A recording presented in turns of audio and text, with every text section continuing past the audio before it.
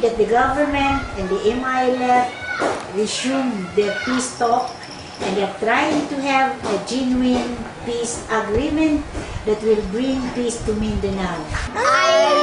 Another, oh, it's quiet and gloomy. Please don't live here, no. I think the sincerity of the government to implement a genuine peace agreement is very important. It will promote peace and it will end fighting in Mindanao. Nagbaril-barilan po doon sa amin kaya nagtago po kami. Naging mapayapa na yung Mindanao, hindi na ba kayo matatakot? Hindi na po. You know, I can live my life to the fullest with no fear in my heart. Feeling safety and secure ako with my family and friends. My family would have easy access to the Christian areas here in Mindanao. Don't have to breathe.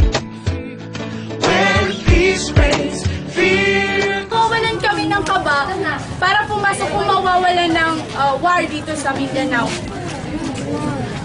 Magiging panatag na ang mga magulang ko at syempre magiging panatag na rin ako na pumasok araw-araw at pumunta kahit saan ko gusto dahil alam ko may peace na dito sa Mindanao.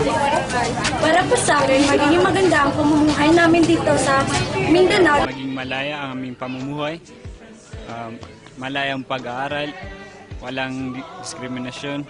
Alhamdulillah, talagang wala na una, maging asenso yung buhay namin. So, pangalawa, yung mga anak namin, maging kampante na sila pumunta sa paaralan. Pangatlo, nakadagdag yung yung bawat mga Maranao, hindi lang Maranao, yung nakatira dito, na dire-diretso na nahanap buhay nila. Nasa akin din yung assurance na kahit saan ako pumunta, ang pamilya ko ay hindi mag-worry sa akin. Masaya wala ng mga barilan dito sa Mindanao.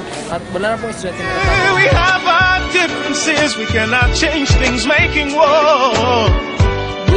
As a Muslim, I respect the Christians, and Christians should also respect the Muslims. By considering respect, understanding, acceptance, influence, judgment.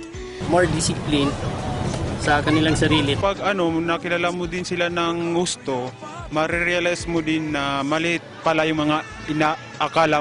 Magkakaisa sa layunin ng bawat isa. Para sa akin, respeto at mga pagmamahal sa isa't isa. Oo nga po, magkaiba ang pananaw at kultura ng Kristiyano at Muslim sapagkat ito'y dapat natin respetuhin kasi magkaisa lang tayo at nakatira tayo sa isang bansa.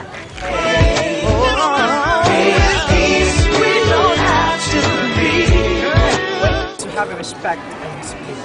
Maayos natin na mapapag-usapan ang mga hinaing at ang mga pinag-aawayan natin at may pararating kami dito sa gawin.